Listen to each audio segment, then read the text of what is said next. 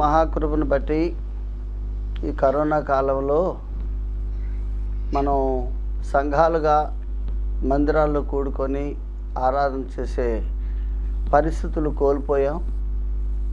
అందువల్ల గత సంవత్సరం నుంచి కూడా ఇలాగ జూమ్ ద్వారా దేవుని వాక్యం వినడానికి ప్రభు ఇచ్చిన అనుకూలతను బట్టి ప్రభుని స్తుతిస్తూ ఉన్నాం.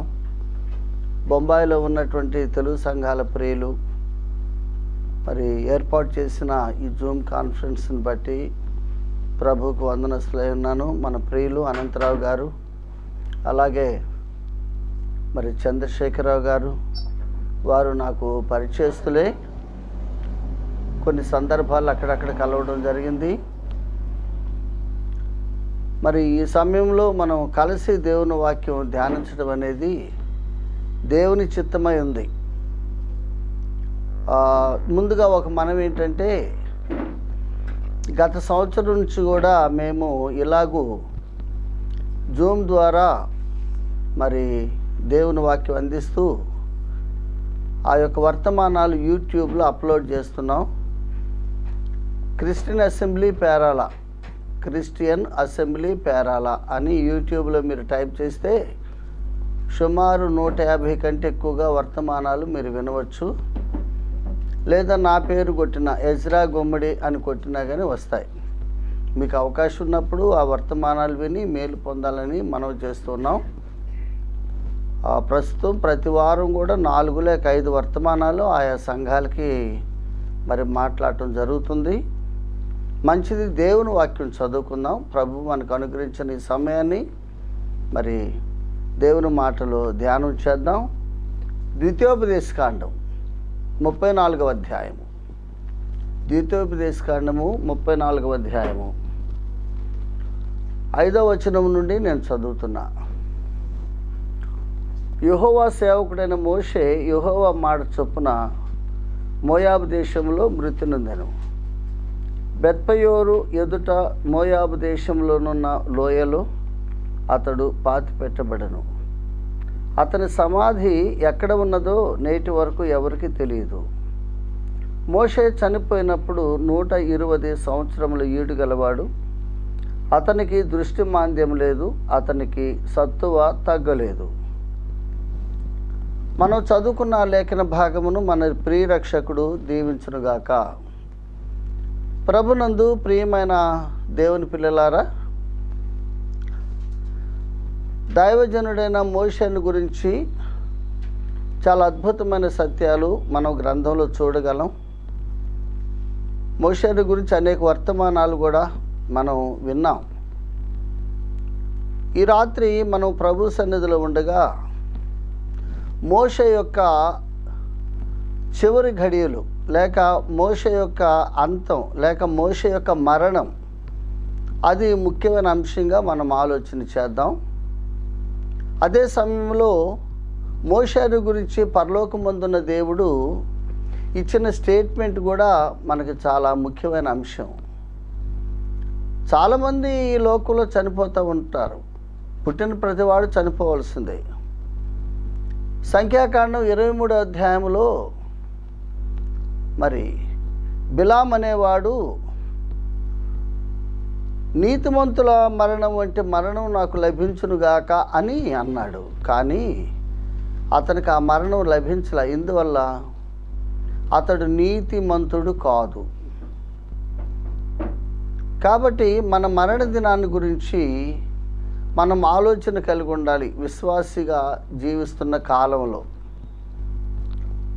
ఒకరోజు మనం ఈ లోకాన్ని విడిచిపెట్టాల్సిన అవసరం ఉంది. అతడు బిలాం అనేవాడు కత్తితో చంపబడ్డాడు. కోరిక మాత్రం నీతిమంతుల మరణం కావాలన్నాడు. ప్రభు ఇవ్వలేదు. కారణం అతడు నీతిమంతుడు కాదు. అది గమనించాలి. మోషే మరణము నీతిమంతులకి ఒక మాదిరి. క్రొత్త నిబంధనలో కొరింథీ పత్రిక ప్రకారంగా ఆయన రక్తం వలన మనం నీతిమంతులుగా తీర్చబడ్డాం. కాబట్టి యేసు రక్తంలో కడుగుబడిన ప్రతి వ్యక్తి, ప్రతి పురుషుడు, ప్రతి స్త్రీ ఏ దేశంలో ఉన్నా ఎక్కడున్నా వారు ఏ స్థాయిలో ఉన్నా వారు నీతిమంతులు అనే విషయాన్ని మనం గమనించాలి. అదే ఈ 34వ అధ్యాయంలోని 12వ వచనంలో దేవుడు అంటాడు, మోషే వంటి ఇంకొక ప్రవక్త ఇశ్రాయేలీయులలో ఇదివరకు పుట్టలేదు అన్నాడు. మోషే వంటి మరొక ప్రవక్త కూడా అది వరకు పుట్టలేదని దేవుడే చెప్తున్నాడు. 7వ వచనంలో పరలోకమందున దేవుడు మోషేని గురించి మాట్లాడుతున్నప్పుడు అతనికి దృష్టి మాంద్యం లేదు అని అంటున్నాడు. సహజంగా ఓల్డ్ ఏజ్ ప్రాబ్లం ఏంటంటే వృద్ధాప్యంలో దృష్టి మాంద్యం వస్తుంది. భౌతికంగా దృష్టి మాంద్యం వస్తుంది. భౌతికంగా వచ్చే దృష్టి మాంద్యాన్ని మనం పెద్దగా పరిగణలోకి తీసుకోవాల్సిన అవసరం లేదు, ఎందుకంటే వయసును బట్టి. కానీ ఆత్మీయమైన దృష్టి మాంద్యం రాకూడదు. దృష్టి మాంద్యం అనేది 2 రకాలుగా ఉంది. వృద్ధాప్యాన్ని బట్టి సహజంగా శరీరం బలహీనమైపోయి కంటి చూపు తగ్గుతుంది, అది సహజమైన పరిణామం. కానీ ఆత్మీయమైన దృష్టి మాంద్యము దేవుని పిల్లల్లో రాకూడదు. ఒక్కసారి మరి రాజులు మొదటి గ్రంథం చూడండి. రాజులు మొదటి గ్రంథం 11వ అధ్యాయంలో చూస్తే 4వ వచనంలో, రాజులు మొదటి గ్రంథము 11వ అధ్యాయము 4వ వచనం, సొలొమోను వృద్ధుడైనప్పుడు అతని భార్యలు అతని హృదయంను ఇతర దేవతల తట్టు త్రిప్పగా అతని తండ్రి అయిన దావీదు హృదయములే అతని హృదయము దేవుడైన యెహోవా ఎడల యథార్థము కాకపోయెను. వృద్ధాప్యంలో సొలొమోను ఆత్మీయ నేత్ర చూపు కోల్పోయినట్లుగా మనం చూస్తున్నాం. ఇది మనకు పాఠం. మనం ఎంత గొప్ప భక్తులమైనా, ఎంత గొప్ప సేవ చేసినా వృద్ధాప్యంలో ఈ ప్రాబ్లం మనం ఫేస్ చేయకూడదు. ఆత్మీయమైన దృష్టి మనం కోల్పోకూడదు. సొలొమోను చాలా గొప్పవాడు, కానీ ఆత్మీయమైన దృష్టిని కోల్పోయినట్లుగా మనం చూస్తున్నాం. మన డైలీ ప్రేయర్ లైఫ్లో ఒక అంశం ఏమిటంటే, ప్రభు చిత్తమైతే మనం వృద్ధులు అవుతామండి. వృద్ధాప్యం రాలేదంటే దాని అర్థం ఏంటి? మధ్యలోనే వెళ్ళిపోతాం. మధ్యలో వెళ్ళిపోవాలని ఎవ్వరు కోరుకోరు.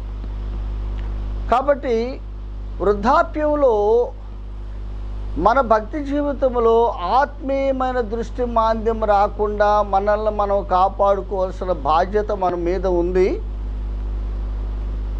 దాని కొరకు మనం నిత్యము నిరంతరము ప్రతిరోజు ప్రార్థన చేయాలి. మన డైలీ ప్రేయర్ లైఫ్లో అదొక భాగమై ఉండాలి. ఎందుకంటే 71వ కీర్తనలో ఒక మాట మనం చూద్దాం. కీర్తనలు 71. 71వ కీర్తనలో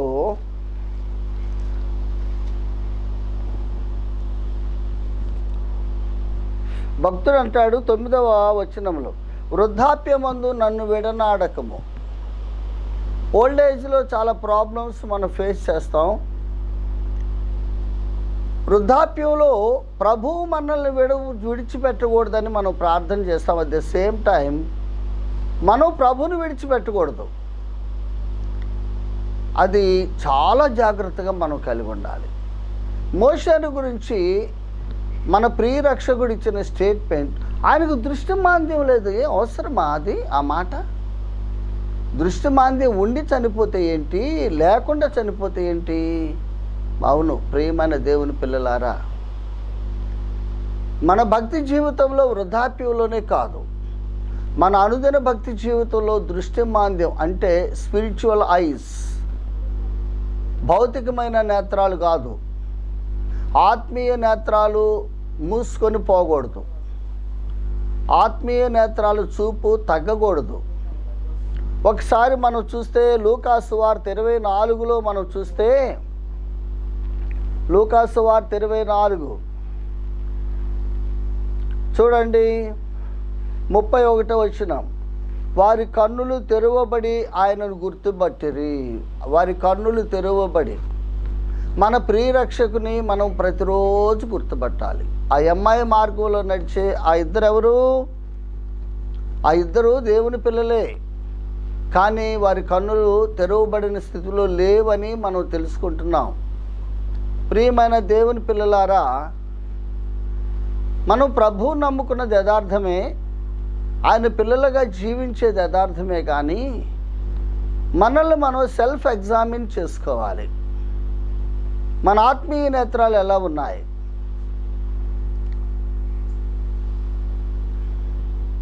మన ఆత్మీయ నేత్రాలు ఎలా ఉన్నాయి? ఒకసారి తిమోతికి వ్రాసిన పత్రిక చూడండి.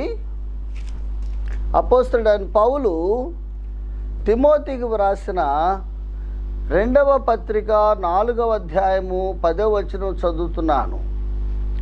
దేమా ఇహలోకమును స్నేహించి నన్ను విడిచి తెస్సలోనికకు వెళ్ళెను. దేమా ఇహలోకమును స్నేహించి. దేమా విశ్వాసి, కానీ ఆయన ఆత్మీయ నేత్రాలు మూతవేయబడి ఉన్నాయి. ఆత్మీయ నేత్రాలు మరి ఆ దృష్టి అతడు కోల్పోయినట్లుగా చూస్తున్నాం. లోకం వైపు తన నేత్రాలు కనుదృష్టి పెట్టినట్టుగా మనం చూస్తున్నాం. మరొక మాట చూద్దాం.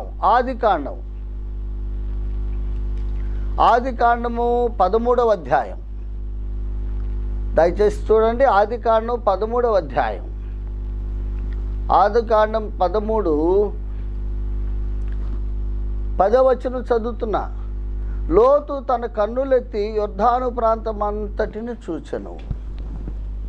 వీరందరూ దేవుని పిల్లలే, మన వంటి విశ్వాసులే. వారికంటే మనం ఏం గొప్పవాళ్ళం కాదు. లోతు భక్తుడే, దేమా కూడా భక్తుడే, కానీ వారి ఆత్మీయ నేత్రాలు మూసుకుపోయాయి. ఎమ్మాయి మార్గంలో నడిచే ఇద్దరు సహోదరులు అనండి, సహోదరులు, వారు ఎవరైనా కానీ ఇద్దరు వ్యక్తులు, వారిలో ఒకరు స్త్రీ అని అంటున్నారు కొంతమంది. అయితే గ్రంథంలో మనకు వివరాలు లేవు. ఒక వ్యక్తి మాత్రం పురుషుడిగా ఉంది. ప్రభువు మరుగు చేసిన విషయాలు తన గ్రంథంలో ప్రభువు కొన్ని విషయాలు మరుగు చేశాడు. ఆ మరుగు చేసిన విషయాలు మనం తవ్వటమే, that is called sin. What I సే,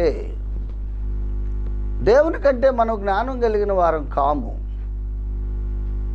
ఒకసారి సామెతల గ్రంథం 25వ అధ్యాయం చూడండి.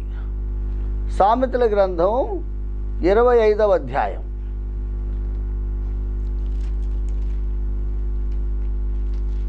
సామెతలు 25 2వ వచనం చదువుతున్నా. సంగతి మరుగు చేయుట దేవునికి ఘనత. అంతే, సంగతి మరుగు చేయుట దేవునికి ఘనత. కొన్ని విషయాలు ప్రభు కావాలని మరుగు చేస్తాడు, కాబట్టి మనం వదిలేయటమే. అవి తెలుసుకోవాలంటే రేపు ప్రభు దగ్గరికి వెళ్ళినప్పుడు మనం ప్రభుని అడగవచ్చు, నో ప్రాబ్లం.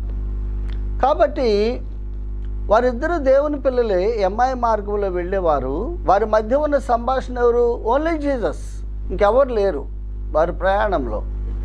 కానీ వారి కన్నులు, ఆత్మీయమైన నేత్రాలు మూసుకొని పోయినట్లుగా గ్రంథం చెప్తా ఉంది. లోతు భక్తుడే, కానీ ఆత్మీయ నేత్రాలు మూసుకుపోయింది. యొర్దానును చూచాడు. దేమా భక్తుడే, కానీ లోకాన్ని స్నేహించాడు, లోకం వైపు చూచాడు.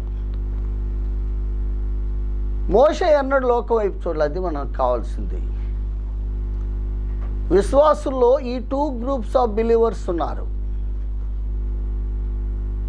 ఒకరు శరీర సంబంధులు, వారి దృష్టి ఎప్పుడు లోకం వైపు ఉంటుంది. వారికి దృష్టి మాంద్యం ఉన్నది.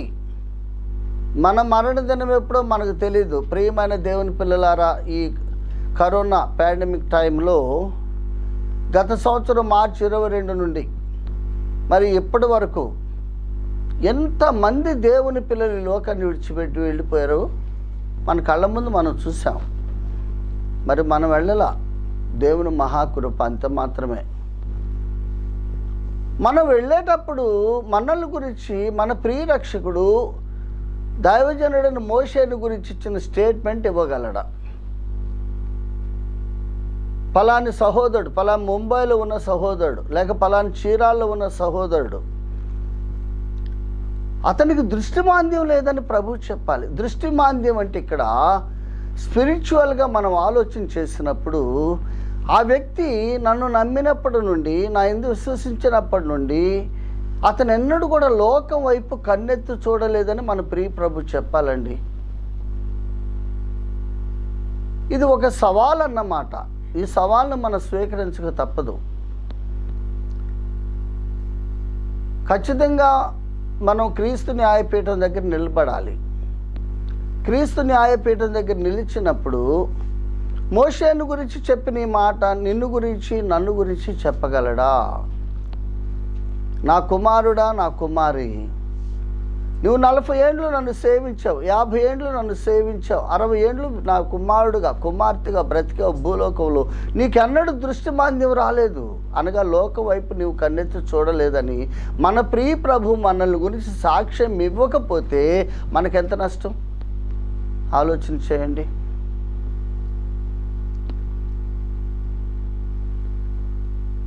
ఆలోచన చేయాలి. పరిశుద్ధ గ్రంథంలో పరలోకమందున్న దేవుడు అరసున్నాను కూడా వ్యర్థంగా వ్రాయలేదని దైవ గ్రంథంలో మనం చూస్తున్నాం. అరసున్నా కూడా వ్యర్థమైంది కాదు, అరసున్నా కూడా అవసరమైంది. ఆ మాట వ్రాసాడంటే అదొక ఛాలెంజ్, మనకి ఒక సవాల్. మన డైలీ క్రిస్టియన్ లైఫ్లో, మన ప్రాక్టికల్ క్రిస్టియన్ లైఫ్లో మన దృష్టి కోల్పోయామేమో, మన ఆత్మీయ నేత్రాలు మూతబడుతున్నాయేమో ఆలోచన చేద్దాం. ఆత్మీయ నేత్రాలు తెరవబడాలని మనం ప్రతిరోజు ప్రార్థన చేయాలి. ఒక బెస్ట్ ఎగ్జాంపుల్ కింగ్ సాల్మన్. సొలొమోను భక్తుడు గొప్ప భక్తుడే, ఆత్మీయ నేత్రాలు మూతబడిపోయాయి వృద్ధాప్యంలో. ప్రియమైన స్నేహితులారా, మనం ఆలోచన చేద్దాం. మనం చాలా కొంచెము కాలం ఈ లోకంలో ఉంటాం, లిటిల్ వైల్, కొంచెము కాలమే మనం ఈ లోకంలో ఉండేది. సదాకాలం ప్రభుతో ఉంటాం.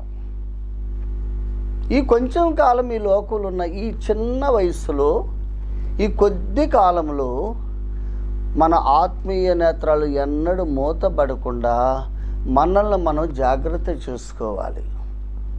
మోషేను గురించి ఇచ్చిన ఆ స్టేట్మెంట్ నిన్ను గురించి, నన్ను గురించి మన ప్రియరక్షకుడు ఎందుకు ఇవ్వకూడదు? మోషే కూడా మన వంటి మనుషుడే కదా. మోషే మన వంటి మనుషుడే. మోషే ఎదుర్కొన్నన్ని కష్టాలు ఒక విధంగా చెప్పాలంటే మనం ఎదుర్కోవట్లా.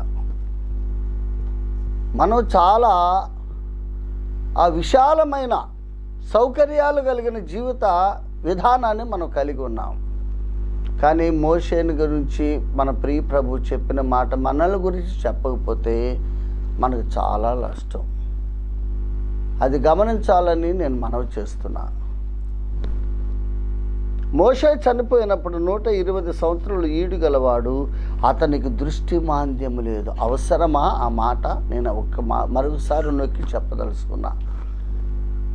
ఎజ్రా చనిపోయినప్పుడు పలాని వయసు, అతనికి దృష్టి మాంద్యం లేదని నన్ను గురించి ఆ రక్షకుడు చెప్పకపోతే నా విశ్వాస జీవితం వ్యర్థమే కదా. దానివల్ల ఫలమేమున్నది? ఈ లోకంలో ప్రజలు నన్ను మెచ్చుకోవచ్చు, ప్రజలు గొప్ప అని అనవచ్చు, ప్రజలు నన్ను అభినందించవచ్చు, కానీ నా ప్రభువు నన్ను అభినందించాలి. నా ప్రభువు నన్ను గురించి ఇలాంటి సాక్ష్యం ఇవ్వాలి. ప్రియమైన దేవుని పిల్లలారా, మనందరం దేవుని పిల్లలమే. మనందరం ఎవరు? దేవుని పిల్లలం.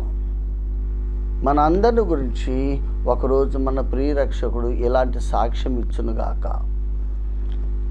అలా సాక్ష్యం ఇవ్వడానికి కొన్ని కారణాలు ఉన్నాయి. ఆ తర్వాత మరొక మాట అన్నాడండి. 120 సంవత్సరాల వయసులో మోషే చనిపోతే అతని సత్తువ తగ్గలేదు. చూసారా? ఇదేమిటి? ఆ స్ట్రెంగ్త్ తగ్గలేదట. సహజంగా ఓల్డ్ ఏజ్లో వచ్చే ఒక వీక్నెస్ అదే కదా, సత్తువ తగ్గటమే కదా. వృద్ధాప్యంలో ప్రాముఖ్యమైన బలహీనత ఏమిటంటే మనం యవ్వన కాలంలో కలిగి ఉన్న బలాన్ని కోల్పోవడమే ప్రాముఖ్యమైన బలహీనత. నేను ఇటీవల ఒక వర్తమానంలో చెప్పా, వృద్ధాప్యంలో 4 లక్షణాలు ప్రతి వ్యక్తి ఎదుర్కొంటాడు, వారు స్త్రీలైన పురుషులైనా. Number 1 weakness, physical weakness, not spiritual weakness. మొదటి లక్షణం వీక్నెస్, బలహీనత అనే లక్షణాన్ని ఎదుర్కొంటాడు. నంబర్ 2, అన్ని విషయాల్లో గలిబిలి చేస్తూ ఉంటాడు. గలిబిలి, కన్ఫ్యూజన్ అన్నమాట. ప్రతి విషయంలో కూడా ఒక నిర్ధారణ ఉండదు, ఒక నిశ్చయిత ఉండదు, ఒక విధమైన గలిబిలి ఎదుర్కొంటారు వృద్ధాప్యంలో. నంబర్ 3, కంప్లైంట్స్, చిన్న చిన్న విషయాలకే నేరాలు మోపుతూ ఉంటారు ఓల్డ్ ఏజ్లో. Number 4, living in the fast, గత జీవితంలో జీవిస్తూ ఉంటారు, గత జీవితాన్ని గుర్తు చేసుకుంటూ ఉంటారు. వాటి ద్వారా జరిగే ఆ నష్టాలన్నీ నేను చెప్పాను ఆ వర్తమానంలో, రూతు గ్రంథాన్ని ధ్యానించే క్రమంలో. కాబట్టి ప్రియమైన దేవుని పిల్లలారా, మోషేకి సత్తువ తగ్గలేదట. ప్రియమైన శ్రోతలు, మరి ఎక్కడెక్కడ ఉండి వింటున్నారో ఈ కాన్ఫరెన్స్లో, ఈ జూమ్ కాన్ఫరెన్స్లో మరి చేర్చబడి మీరు ఈ మాట చెప్పగలరా?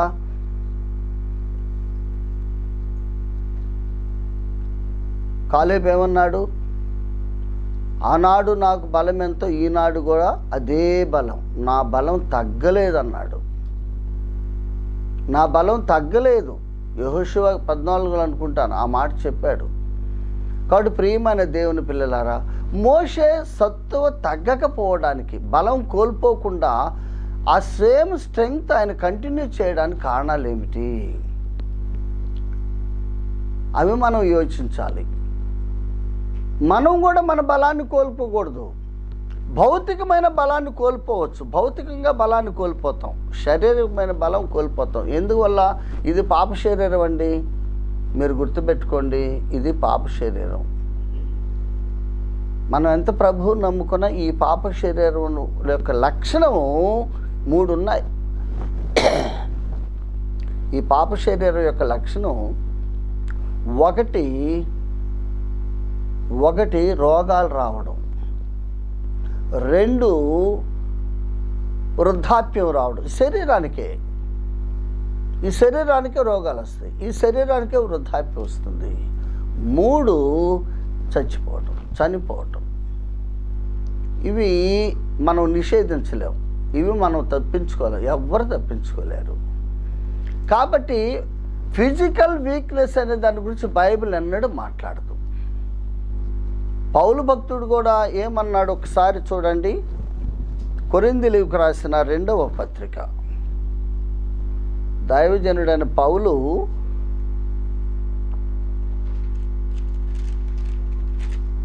చూడండి 4వ అధ్యాయం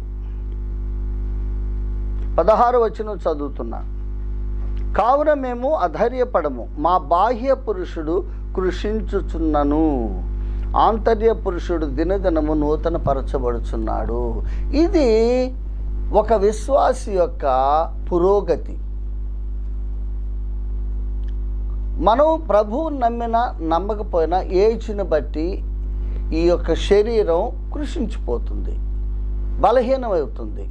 కానీ ఆంతర్య పురుషుడు, అంతరంగ పురుషుడు, ఆత్మీయమైన నేత్రాలు కృషించకూడదు, అంతకంతకు అభివృద్ధి చెందాలి. అలా అభివృద్ధి చెందాలి. మోషే సత్తువ తగ్గకపోవడానికి కారణాలు మనం యోచించేటప్పుడు, మోషే ఏ ప్రిన్సిపల్స్ అయితే తన జీవితంలో పాటించాడో అదే ప్రిన్సిపల్స్, అదే విధానం, అదే పద్ధతులు మనం పాటిస్తే మనం ఇప్పటికే పెద్దోళ్ళం అయిపోయాం, వృద్ధులం అయిపోయాం. శరీరం బలహీనం కావచ్చు కానీ ఆత్మీయమైన నేత్రాలు, ఆత్మీయమైన బలం తగ్గదు, అది గమనించాలి. మోషే సత్తువ తగ్గకపోవటానికి కారణాలు ఏమిటి అవి మనం చూద్దాం. అవి చూసినప్పుడు నేను ముందుగానే చెప్పాను ఏమనంటే, దేవుని వాక్యం వింటున్నప్పుడు పాత నిబంధన లేఖనాలు మనం ఎక్కడైనా ధ్యానం చేయటం ప్రారంభిస్తే వాటిని క్రొత్త నిబంధన లేఖనాల వెలుగులో మనం ధ్యానం చేయాలి. ద సేమ్ టైం దేవుని వాక్యం వినేటప్పుడు వినే ప్రతి విశ్వాసి వారు సోదరులు కానీ సోదరులు కానీ వారికి అప్లై చేసుకోవాలి, అన్వయించుకోవాలి. ఈ విషయంలో ప్రభువా నేను ఏ స్థితిలో ఉన్నాను, నేనైనా కొరత కలిగి ఉన్నానా, తక్కువై ఉన్నానా, నీ వాక్యంలో ఇలా చెప్పబడింది. ఈ చెప్పబడే దేవుని వాక్యము నా జీవితంలో, నా వ్యక్తిగత భక్తి జీవితంలో నేను పరిపూర్ణం చేస్తున్నానా లేక కొరత పడి ఉన్నానా? అలా ప్రతి విశ్వాసి సెల్ఫ్ ఎగ్జామిన్ చేసుకుంటే మనకు మంచిది. చూడండి, మోషే 120 సంవత్సరాల వయసులో కూడా ప్రభువు ద్వారా కొనిపోబడ్డాడు. ఆయన మరణ దినము వరకు ఆయన సత్తువ తగ్గలేదని పరలోకమందున్న దేవుడే మాట్లాడాడు. ఎందుకు తగ్గలేదు? ఆయన కూడా మన వంటి మనుషుడే కదా. దాని కారణాలు మనం చూద్దాం. ఒకసారి హెబ్రీయులకు రాసిన పత్రిక తీయండి. అపోస్తలుడైన పౌలు హెబ్రీయులకు రాసిన పత్రిక 11వ అధ్యాయం 25, 26 వచనాలు, 24, 26 తెలుగు బైబిల్లో కలిసి ఉన్నాయి. అక్కడ మనం చూసినప్పుడు నేను జస్ట్ ఒక మాట చదువుతా. మోషే పెద్దవాడైనప్పుడు విశ్వాసమును బట్టి ఐగుప్తు ధనము కంటే క్రీస్తు విషయమైన నింద గొప్ప భాగ్యమని ఎంచుకొని అల్పకాలము పాపభోగము అనుభవించుట కంటే దేవుని ప్రజలతో శ్రమ అనుభవించుట మేలని యోచించి. ఇక్కడ మోషే ఒక కఠినమైన, ఒక క్లిష్టమైన పరిస్థితుల్లో ఒక నిర్ణయం చేయాల్సి వచ్చింది. మానవ జీవితం నిర్ణయాలమయం, గమనించాలి. నిర్ణయాలు లేకుండా అసలు మన జీవన వ్యవస్థ లేదు. ప్రతిరోజు లేచినప్పటి నుంచి పండుకునే వరకు కొన్ని వందల నిర్ణయాలు చేస్తాం మన జీవితంలో. నిర్ణయాలమయం మానవ జీవితం. ఒక సందర్భం వచ్చింది, అప్పుడు మోషే వయసు 40 ఏండ్లు. 40 ఏండ్ల వయసులో నిండు యవ్వనుడు ఆయన నిర్ణయం చేయాల్సి వచ్చింది. ఒకవైపు ఐగుప్తు పాపభోగం ఉంది, మరొక వైపు బానిసలు, శ్రమలు, కష్టాలు, కొరడా దెబ్బలు, తిరస్కారము, దూషణ, నిందలు ఒక ప్రక్క ఉన్నాయి. దేవుని ప్రజలు ఒక ప్రక్క ఉన్నారు. ఎటువైపు వెళ్ళాలి? ఆ నిర్ణయమే ఈనాడు మోషేను గురించి మనం ధ్యానం చేయడానికి ఆధారమైంది. ఆ రోజు ఆ నిర్ణయంలో ఆయన ఏదైనా పొరపాటు నిర్ణయం చేసుకుంటే ఈరోజు మోజెస్ అనే వ్యక్తి దైవ గ్రంథంలో లేడు. మనకు ఆ సబ్జెక్టే లేదు. ఆయన చేసిన నిర్ణయం ఏమిటి? దేవుని ప్రజలను కోరుకున్నాడు, అంతే. దేవుని ప్రజలను కోరుకున్నాడు, ఐగుప్తు పాపభోగాన్ని కోరుకోలా. దేవుని ప్రజలను కోరుకున్నాడు. ఆ ప్రజలతో సహవాసం చేయడానికి ఇష్టపడ్డాడు. తృణీకరింపబడిన వారు, విసర్జించబడిన వారు, దూషించబడేవారు, దెబ్బలు తినడానికి ఇష్టపడేవారు, ఒక బానిసలుగా బ్రతుకుతున్న వారి సహవాసాన్ని మోషే కోరుకున్నాడు. ప్రియమైన దేవుని పిల్లలారా,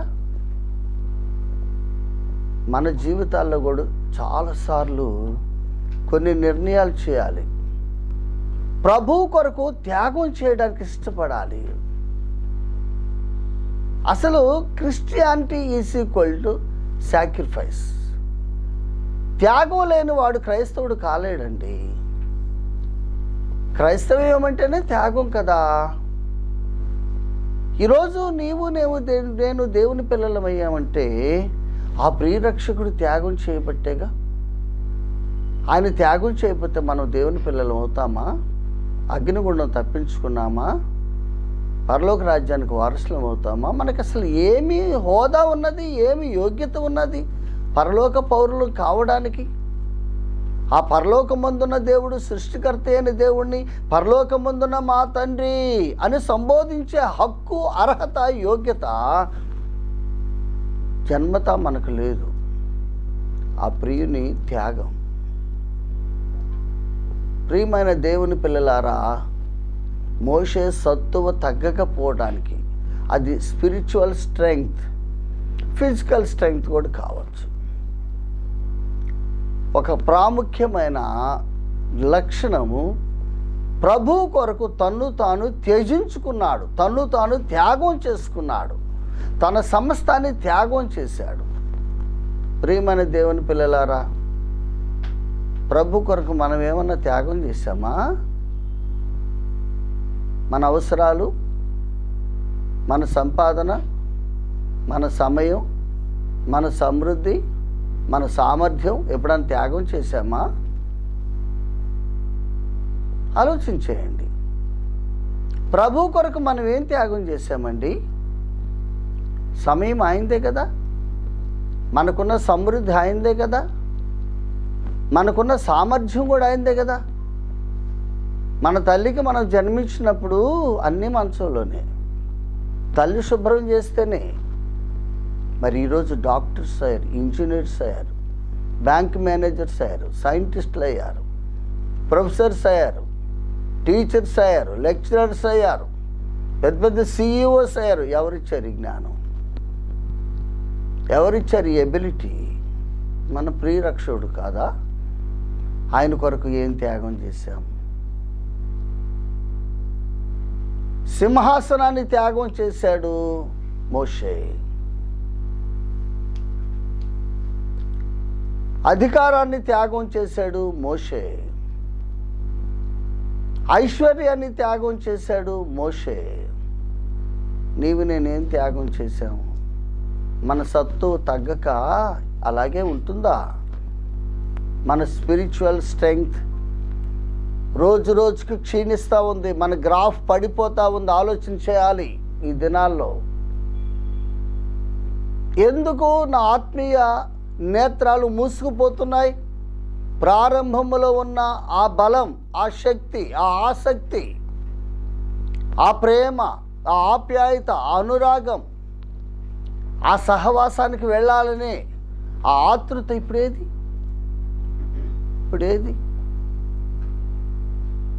సాక్రిఫైస్ కాదు, సెల్ఫిష్నెస్ పెరిగింది దేవుని పిల్లల్లో. ప్రియమైన దేవుని పిల్లలారా, మోషే సత్తు తగ్గకపోవడానికి కారణం మోషే త్యాగశీలి, తన్ను తాను త్యాగం చేసుకున్నాడు అంతే. Okay, number 1. నంబర్ 2, మనం ఆలోచన చేసినప్పుడు మోషే జీవితంలో మరి నిర్గమకాండం 3వ అధ్యాయంలో ఆ బర్నింగ్ బుష్ దగ్గర చూస్తాం మనం మోషేని. ఆ మండుచున్న పొద దగ్గర నుండి, ఆ మండుచున్న పొద దగ్గర ఆయన జీవితం ప్రారంభం ప్రభుతో, తన ముగింపు ద్వితీయోపదేశకాండం 34వ అధ్యాయం వచ్చే వరకు ఆయనలో అవిధేయత మనం చూడం. అది డిజోబీడియన్స్ అనేది మనం చూడం. Without obedience no victorious Christian successful life. విధేయత ద్వారా విజయవంతమైన విశ్వాస యాత్ర కొనసాగించగలవండి. మోషేలో అవిధేయత లేదు. ఎప్పుడు ప్రారంభం? మండుచున్న పొదలో ప్రారంభం. ఆ పొద దగ్గర ప్రారంభమైన విధేయత ఆయన మరణించే వరకు విధేయత కొనసాగింది. ఎక్కడైనా అవిధేయత ఉందా మోషే జీవితంలో? మరి మన జీవితాల్లో ఎన్ని అప్ అండ్ డౌన్స్ చెప్పండి, ఎన్ని అప్ అండ్ డౌన్స్, ఎన్ని అవిధేయతలు. భక్తుడైన పౌలు ఒక మాట అంటాడు, అపోస్తలుల కార్యములు తీయండి, అపోస్తలుల కార్యములు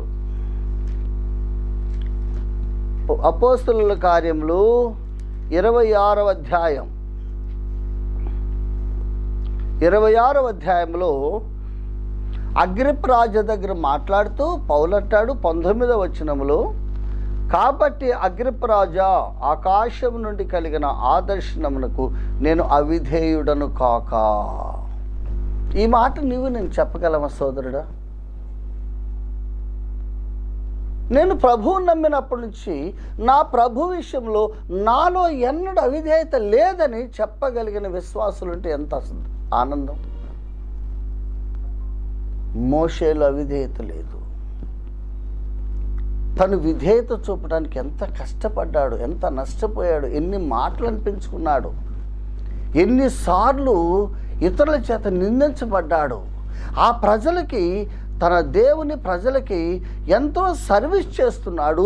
వారి చేత దూషింపబడ్డాడు. వారు ఎదిరిస్తూ ఉన్నారు. వారు లోబడనొల్లని ప్రజలు. ఎన్నడూ కూడా మోషేల అవిధేయత మనం చూడం. ప్రియమైన దేవుని పిల్లలారా, మన సత్వ తగ్గకుండా ఉండాలంటే మనలో అవిధేయత ఉండకూడదండి. అసలు క్రైస్తవ్యానికి మూలం విధేయతే కదా. మన ప్రియ ప్రభువు మన కొరకు ప్రాణత్యాగం చేశాడు. దాని గురించి పౌలు భక్తుడు ఏమని వ్రాశాడు ఒకసారి ఫిలిప్పీలకు వ్రాసిన పత్రిక తీయండి. అపోస్తలుడైన పౌలు ఫిలిప్పీలకు వ్రాసిన పత్రిక 2వ అధ్యాయం 8వ వచనం. ఆయన ఆకారమందు మనుష్యుడిగా కనబడి మరణము పొందినంతగా, అనగా సిలువ మరణము పొందినంతగా విధేయత చూపిన వాడై. ఎవరైనా అవర్ లార్డ్ అండ్ సేవియర్. ఆయన విధేయుడు అని మనం చూస్తున్నాం. హెబ్రీలకు రాసిన పత్రిక తీయండి. హెబ్రీలకు రాసిన పత్రిక 5వ అధ్యాయం 8వ వచనం చదువుతున్నా. ఆయన కుమారుడై ఉండి తాను పొందిన శ్రమల వలన విధేయతను నేర్చుకునేను. ఇక్కడ టోటల్గా ఆపోజిట్ మనకి, ప్రభుకి. శ్రమలు వస్తే ప్రభు విధేయత నేర్చుకున్నాడు. శ్రమలు వస్తే మనం అవిధేయులు అయిపోతాం. అది మన పరిస్థితి. మనల్ని గురించి ఎలా స్టేట్మెంట్ ఇస్తాడు మన రక్షకుడు?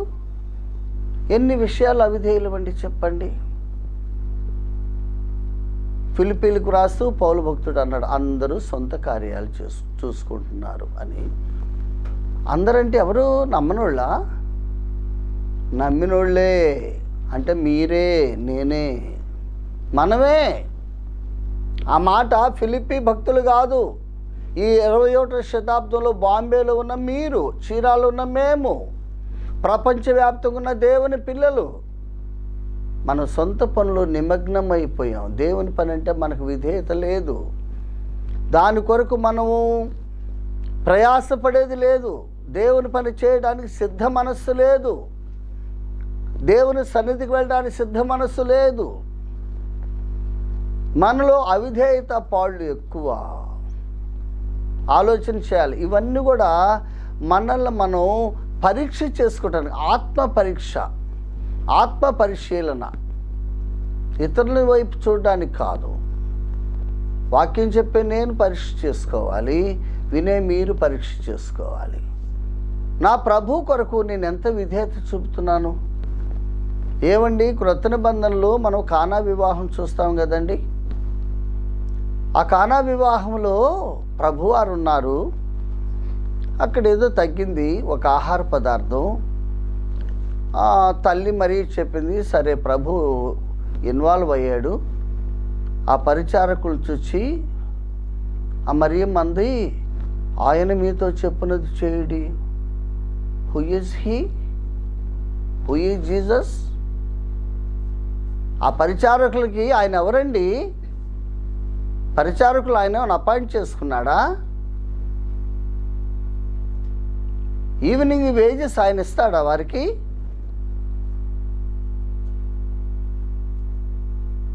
మరియమ్మ ఎవరు? మరియమ్మ మాట వారెందుకు వినాలి? చూడండి, యేసు ప్రభుకి వారికి సంబంధం లేదు, మరియమ్మకి వారికి సంబంధం లేదు. మరియమ్మ అంది, ఆయన మీతో చెప్పునది చేయడం మేము ఎందుకు చేయాలి? విందు ప్రధాని ఉన్నాడే, ఆయన కదా మమ్మల్ని పెట్టుకుంది పనిలో, ఆయన చెప్తే మేము చేస్తాం అని అనాలి. మనమైతే అదే మాట అనేవాళ్ళం. వారు అలాగే అన్నారు. చూసారా? తర్వాత ఆయన వచ్చాడు, పలానా పని చేయమన్నాడు, వారు అలా చేశారు. ఆ పని మేము చేయమంటే అక్కడ ప్రభువుకు మహిమ లేదు. అక్కడ ప్రభువు ఆయన సామాన్యమైన కార్పెంటర్ కాదు, ఆయన ఒక క్రియేటర్ గాడ్ అని తెలిసేది కాదు ప్రజలకి. అలా తెలియాలంటే పరిచారకుల విధేయత. వారికి ప్రభువుకి సంబంధం లేదు, కానీ వారెంత విధేయులండి ఆ పరిచారకులు. వారి విధేయతను బట్టి ప్రభువుకు మహిమ వచ్చింది. ప్రజలు ఆయన సృష్టికర్తగా గుర్తించారు. అప్పటిదాకా అనుకున్నాడు ఈయన జస్ట్ ఒక వడ్రంగి వాడు, ఒక కార్పెంటర్ అన్నాడు. కానీ ఇప్పుడు అంటున్నారు ఆయన కార్పెంటర్ కాదు, క్రియేటర్. ప్రియమైన దేవుని పిల్లలారా, ప్రభు మనల్ని విధేయత కోరుతున్నాడండి. అన్ని విషయాల్లో విధేయత. విధేయత లేని విశ్వాసి విజయవంతమైన విశ్వాసయాత్ర కొనసాగించలేడు.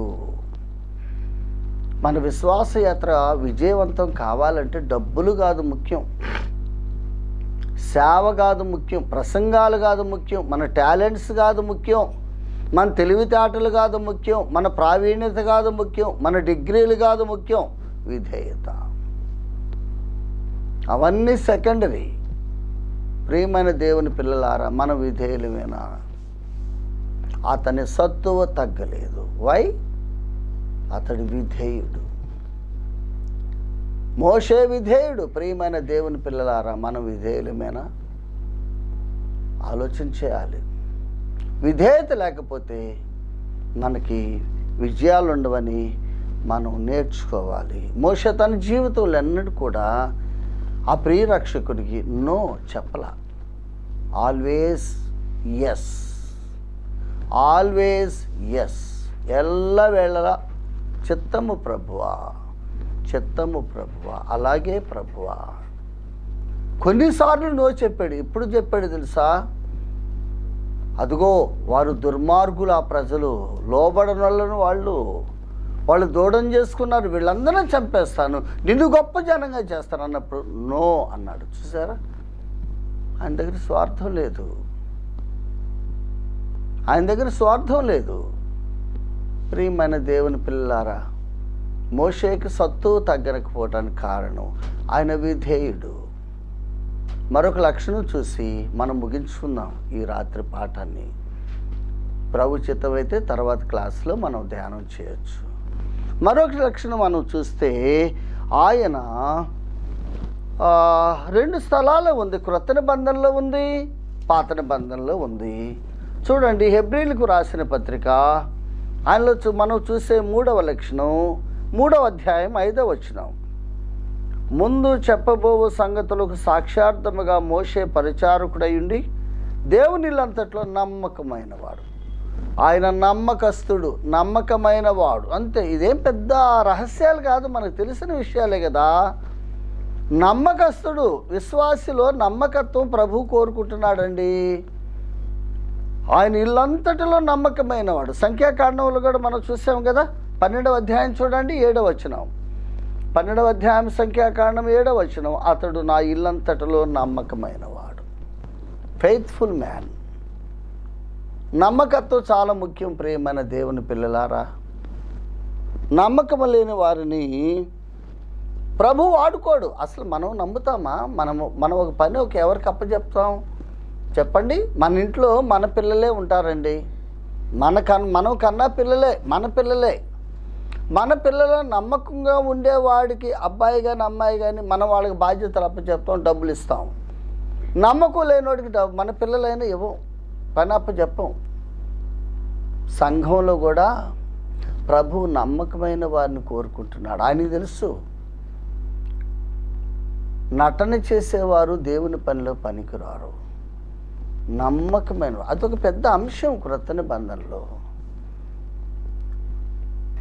దానియేలు ఎందుకంతగా వర్ధిల్లాడు? అంతమంది ఎదురైనా, అంతమంది తిరుగుబాటు చేసినా, అంతమంది అతని మీద రేగినా దానియేలు వర్ధిల్లడానికి కారణం ఏంటి? అతను నమ్మకస్తుడు. యోసేపు వర్ధిల్లడానికి కారణం ఏంటి? అతను నమ్మకస్తుడు. ప్రియమైన దేవుని పిల్లలారా, మన సీనియారిటీని బట్టి చాలామంది ఈ రోజుల కంప్లైంట్స్, ఈ స్థానిక సంఘంలో నేనే మొదటి వాడినండి, నేనే ప్రారంభించానండి. మనం ఏదైతే చెప్తాం కావచ్చు, మొదటి వాళ్ళని కావచ్చు, కానీ నో ఫెయిత్ఫుల్నెస్, నమ్మకత్వం లేదు. నమ్మకత్వం లేకపోతే ఎవరు నమ్ముతారు? ఈ లోకంలో ఏ వ్యవస్థలో కూడా, ఏ ఆఫీసులో కూడా నమ్మకం లేని వారికి ఆ యొక్క హెడ్ ఆఫ్ ది ఇన్స్టిట్యూటే బాధ్యత అప్పగించరు కదా. మరి దేవుని ఇల్లు ఎంత ప్రశస్తమైనది. యేసుక్రీస్తు ప్రభుకు ముఖ్యమైన దేవుని ఇల్లే సంఘం. సంఘంలో మనం నమ్మకంగా ఉండాలి. మన సెక్యులర్ డ్యూటీస్ ఉన్నాయి కదండి, సెక్యులర్ జాబ్స్ ఉన్నాయి కదా. మనం బ్రతకడానికి ఏదో ఉద్యోగాలు చేస్తున్నాం. ఉద్యోగంలో మనం నమ్మకస్తులమేనా? ఆలోచన చేయాలి. మనల్ని గురించి మన కొలీగ్స్ ఏమనుకుంటున్నారు, మన దగ్గరకు వచ్చే కస్టమర్స్ ఏమనుకుంటున్నారు, ప్రజలు ఏమనుకుంటున్నారు, మనల్ని అపాయింట్ చేసిన మన ఆఫీసర్స్ ఏమనుకుంటున్నారు? మనం నమ్మకస్తులు అనుకుంటున్నారా, లేక నటిస్తున్నాం అనుకుంటున్నారా? నమ్మకత్వము, నమ్మకం లేని వ్యక్తి ఎక్కడా రాణించలేడు.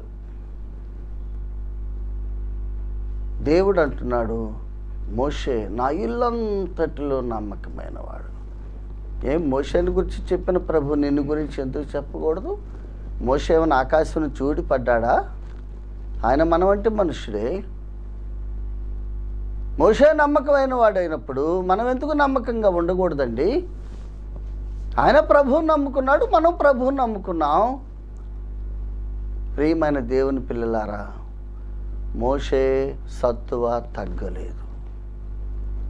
3 కారణాలు మనం చూసాం. మోషే త్యాగం చేశాడు. ఒక నిర్ణయం చేయాలనుకున్నప్పుడు ప్రభు వైపు ఉన్నాడు కానీ ప్రజల వైపు లేడు, లోకం వైపు లేడు.